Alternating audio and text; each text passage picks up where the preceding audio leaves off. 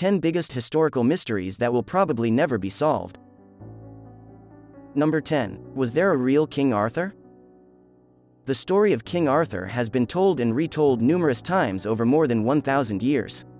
The Knights of the Round Table, the wizard Merlin and the sword Excalibur are all famous parts of the Arthurian tales.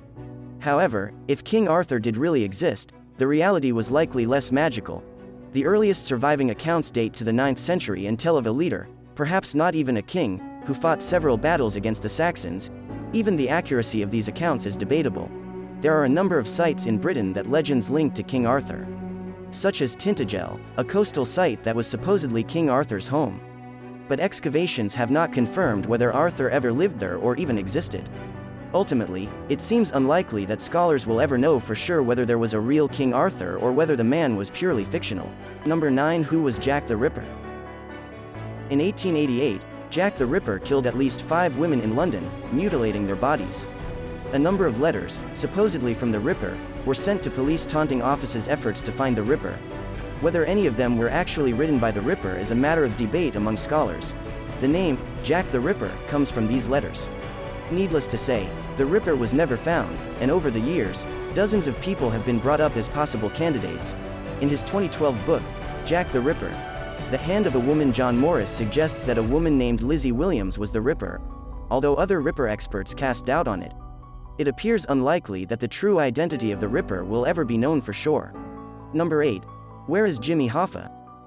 The Teamster Union leader known for his involvement in organized crime disappeared in Oakland County, Michigan, on July 30, 1975, and was declared legally dead in 1982. The identity of his killers and the location of his body are ongoing mysteries.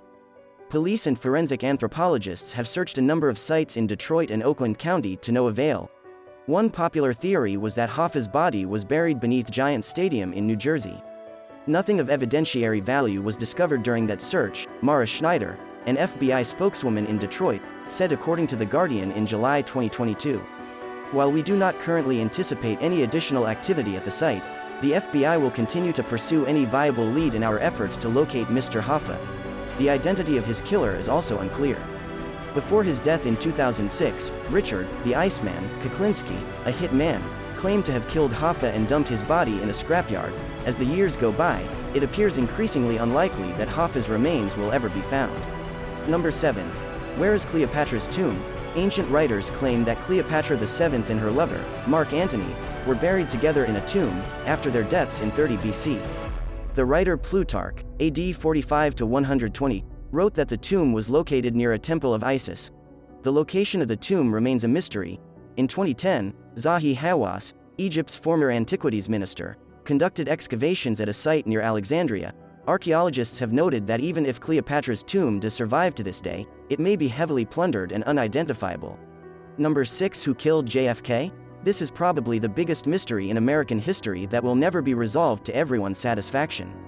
On November 22, 1963, President John F. Kennedy was shot in Dallas by Lee Harvey Oswald. On November 24, 1963, before Oswald could stand trial, Oswald was fatally shot by nightclub owner Jack Ruby.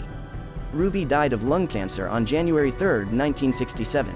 The most widely accepted explanation is that Oswald killed JFK on his own and Ruby killed Oswald on his own volition. Number 5.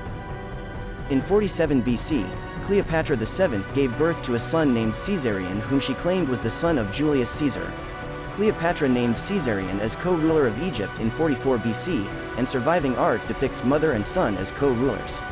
However, whether the child was truly Caesar's son is uncertain. Caesar never acknowledged the child as his own. One of Caesar's friends, Gaius Oppius, even wrote a pamphlet denying that Caesarion was Caesar's son. Cleopatra VII died by suicide after she and Mark Antony were defeated by Octavian in 30 BC, and Caesarion was killed not long after that. With no remains of Julius Caesar or Caesarion surviving, it is unlikely that scholars will ever be able to determine, with certainty, whether Caesar was truly Caesarion's father. Number 4. Is there a money pit on Oak Island? For more than 2 centuries, stories have circulated that Oak Island, located off Nova Scotia, Canada, held a money pit of buried treasure. Numerous expeditions costing millions of dollars have traveled to the island searching for the lost treasure, to no avail.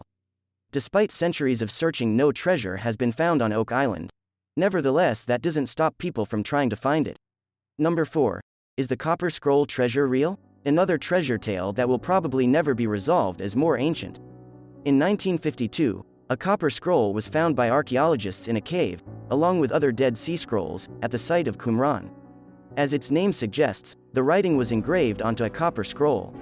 The scroll records a vast amount of hidden gold and silver treasure, so much in fact, that some scholars believe that it is impossible for it to exist.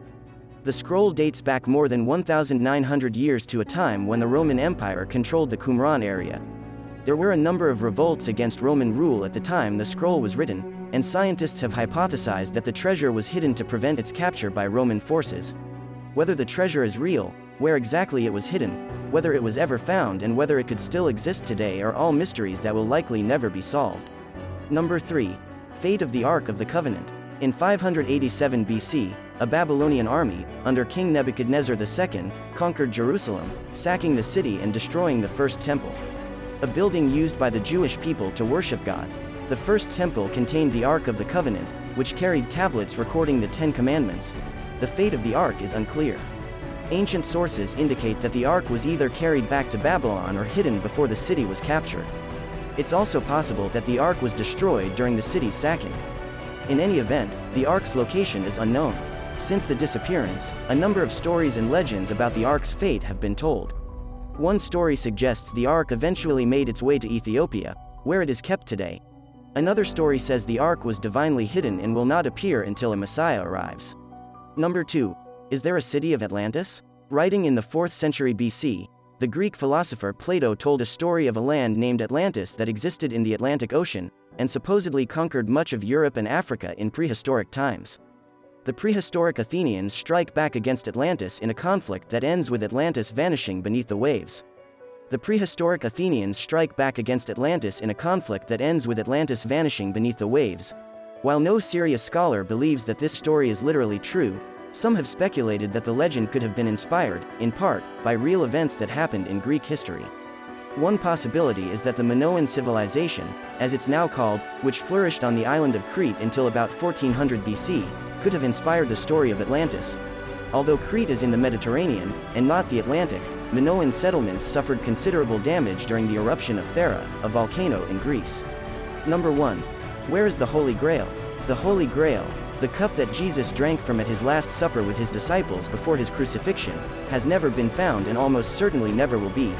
In fact, it wasn't until the Middle Ages that there was much interest in it, after those writing some of the King Arthur stories described the search for the Holy Grail as a quest that King Arthur and his knights took on.